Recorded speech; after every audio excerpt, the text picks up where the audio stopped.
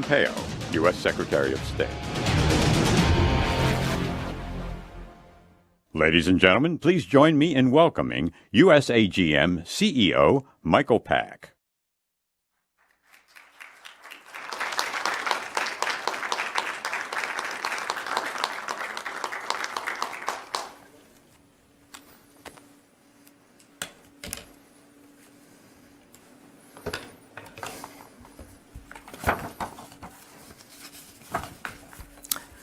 Hello, and welcome to everyone joining us live, both in person and virtually all over the world. I am Michael Pack, the Chief Executive Officer of the U.S. Agency for Global Media, which is the federal government entity that manages and oversees U.S. civilian international broadcasting. Now, unfortunately, as many of you abroad know all too well, there are regimes bent on preventing people from accessing objective news and information. To keep power, they manufacture and propagate false realities, seeking to control thought and belief and ultimately action. Let me be clear. This behavior is an affront to the universal right of freedom of expression, a right to which every single person is entitled by virtue of being a human being. America has never stood for this form of malevolence, and our nation must now confront it even more vigorously.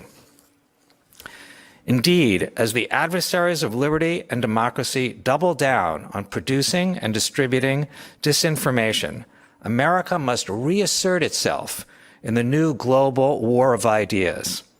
To do that, we need to more robustly promote and explain our principles to the world.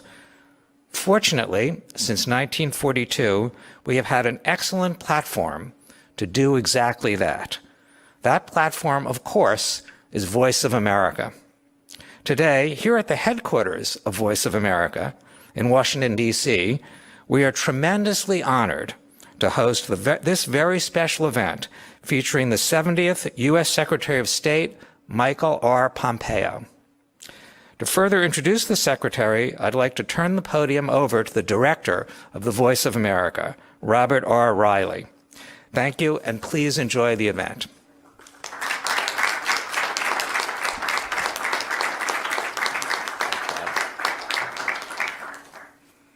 Thank you, Michael, and for your unstinting support. It's greatly appreciated. Welcome, everyone. I want to begin by thanking a few people who worked so hard to make this event a success. I begin with Eduardo Kaczkowski, who's the Director of Studio and Production Operations here at VOA, and his very hardworking team who, under the added difficulties of the COVID restrictions, worked so hard to get this job done. I want to thank John Lippman, the Deputy Programming Director, with his daily meetings for shepherding this all through and pulling it together, and most especially the Deputy VOA Director, Beth Robbins, for all the hard work she has done.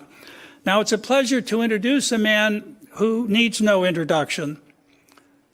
I think I can do it with two words. They are Renaissance man. Why? Well, briefly, at the U.S. Military Academy at West Point, first in his class. A career Army officer, armor officer in West Germany. In an armored cavalry unit, he helped protect Western Europe against what Ronald Reagan had called the evil empire. Now, Ronald Reagan was known for saying some other things. He was very fond of saying there's nothing better for the inside of a man than the outside of a horse. It's been a long time since we've had horse cavalry, but with a little twisted emphasis on what he said, I've heard that the Secretary is occasionally heard to say, life is always better in an M1 tank. Well, after his military career, Mr. Pompeo went on to Harvard Law School, where he excelled with the Harvard Law Review. After law school, he went to Kansas and began a successful business career. He founded Thayer Aerospace, where he served as CEO for more than a decade. He later became president of Century International. From thence, he ran for Congress successfully in the 4th District of Kansas. And even as a freshman congressman, he had an outsized influence due to the depth of his knowledge on foreign policy and intelligence issues and his powers of persuasion. He was in his 4th term when the president called upon him to take upon himself the role of the director of the Central Intelligence Agency. And then in 2018, he was sworn in as the Secretary of State. Now, he's done all this while still being, at least from my perspective, still a young man. So we can expect much more from Secretary of State Mike Pompeo. I am so grateful for his honoring VOA with his presence today. Secretary Pompeo.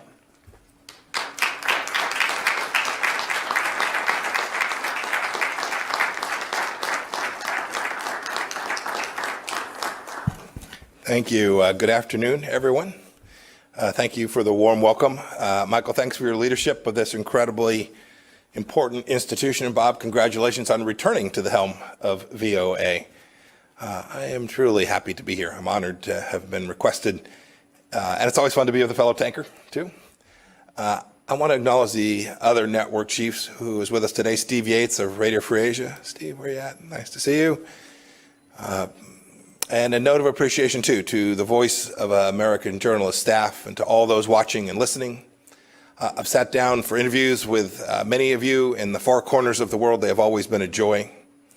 And speaking of which, too, I understand that this speech is being broadcast on TV, radio, on your website, social media, in more than 40 languages. Hats off to the translators. I have no idea how anyone can translate my talking into Uzbek this quickly. That guy or gal deserves a bonus. It's great to have this opportunity. I've been following the work of Voice of America for decades. And as Bob just mentioned, I started my career as an Army officer, patrolling the Iron Curtain freedom's frontier. In the 1980s, I couldn't cross into East Germany. I was serving in a little town called Binlock. West Germans couldn't cross either. But your broadcast, Voice of America broadcast, could. Millions of men and women whose names we'll never know listen to you, often at their own peril. Their governments dealt only in lies and propaganda, but VOA's listeners wanted the truth, and that's what you gave them. VOA's very first broadcast in 1942 that Bob referred to began with the Battle Hymn of the Republic, along with this pledge, quote, "The news may be good, the news may be bad, but we'll tell you the truth." I love that.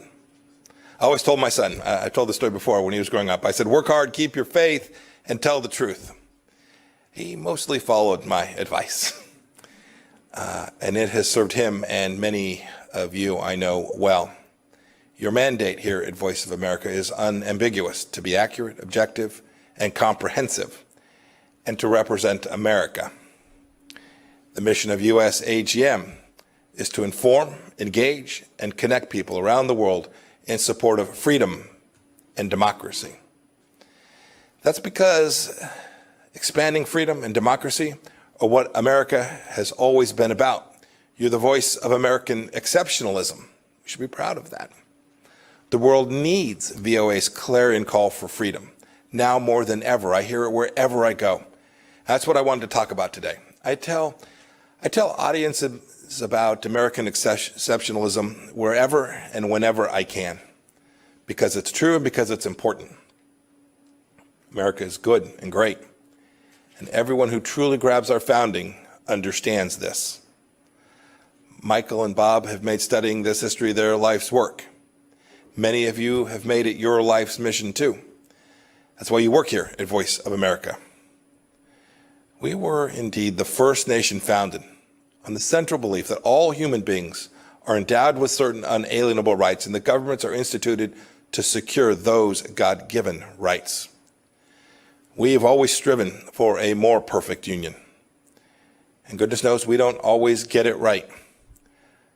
Therefore, we need both pride and humility about our past and our present. We need the truth. But it's very clear that when Americans have united around our founding values, be it in Philadelphia, at Gettysburg, at Seneca Falls, or during Martin Luther King's March on Washington, we've made good on our founding promise time and time again. Now, our adversaries try and claim otherwise. When the Chinese Communist Party attempted to exploit the tragic death of George Floyd to claim their authoritarian system was somehow superior to ours, I issued a statement which read in part, quote, "During the best of times, the People's Republic of China ruthlessly imposes communism. But amid the most difficult challenge, the United States secures freedom.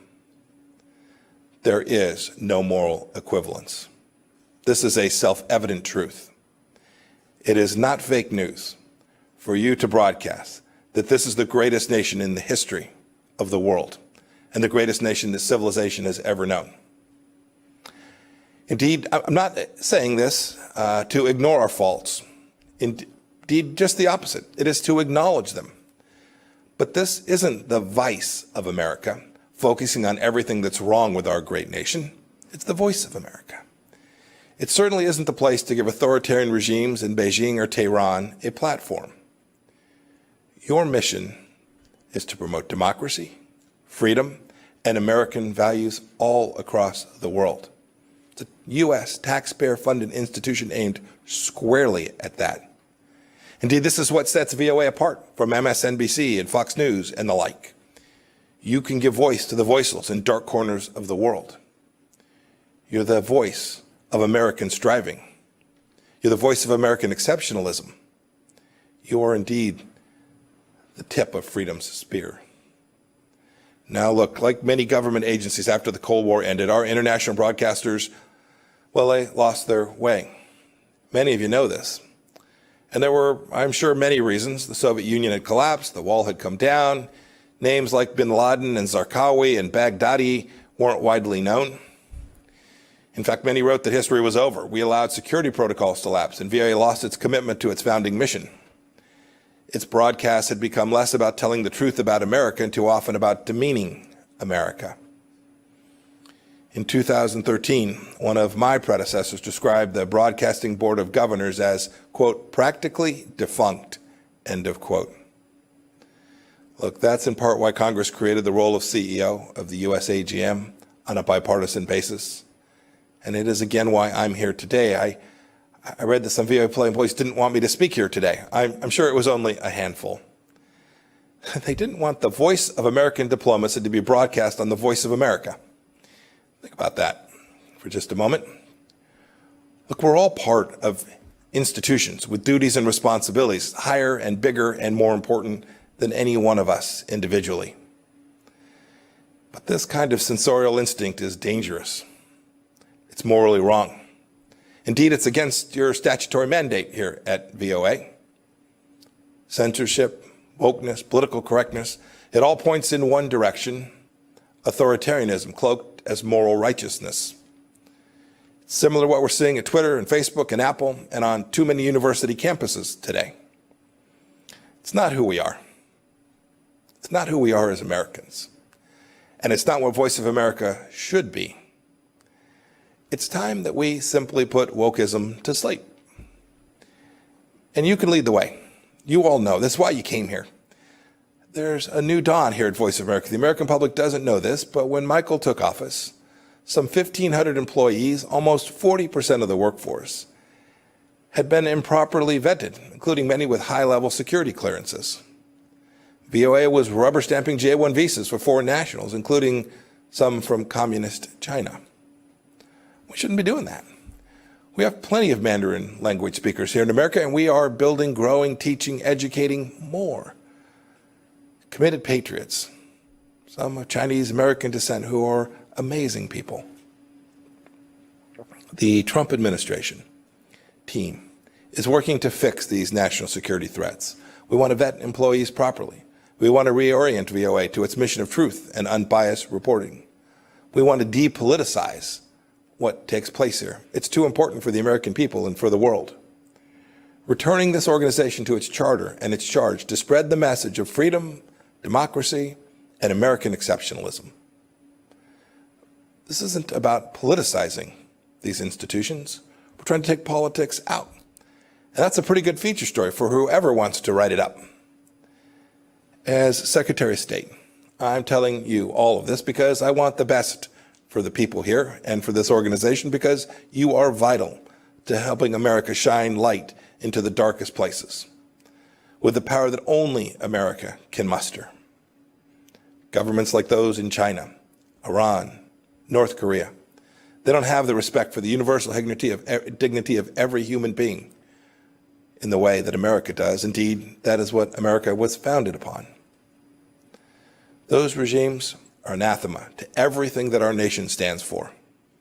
We know that government exists to serve people. They believe that people exist to serve government. And VOA's work is vital. As I said before, you're the tip of freedom's spear.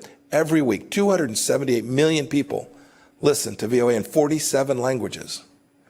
There are Iranians who are listening to you, wondering if they'll ever be able to shed their Islamist shackles. There are Moldovans and Ukrainians who want truthful reporting, not Russian disinformation and propaganda. There are Chinese citizens who are tired of a regime that's done nothing but brutalize them since 1949.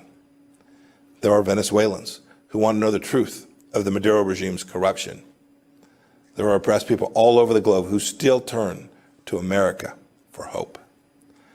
Now, I know many of you, especially those of you overseas, continue and have done heroic work. Thank you.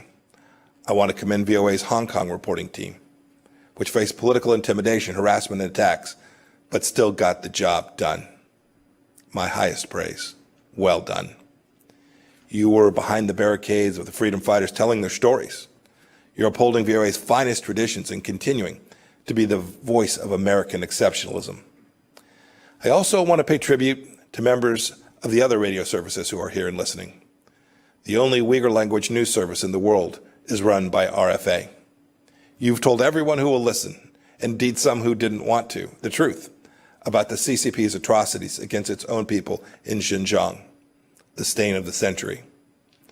And you've done so despite the fact that the CCP has jailed the relatives of at least 6 RFA journalists in Xinjiang's internment camps and continues to threaten you and your families simply for doing your jobs. Your work takes courage. Please keep telling everyone who will listen what's happening in the toughest parts of the world. The world expects it, and America will be better off for it. I want to leave you with a quote that conveys why the VOA's mission is so critical before I take some questions from Bob. This quote's from a ways back. It's from George Washington. He said, quote, "Truth will ultimately prevail where there is pains to bring it to light," end of quote. When America brings truth to the world, we bring light. Don't forget that. It's what you do. May God bless you. May God bless the voice of America, and God bless these United States. Thank you all.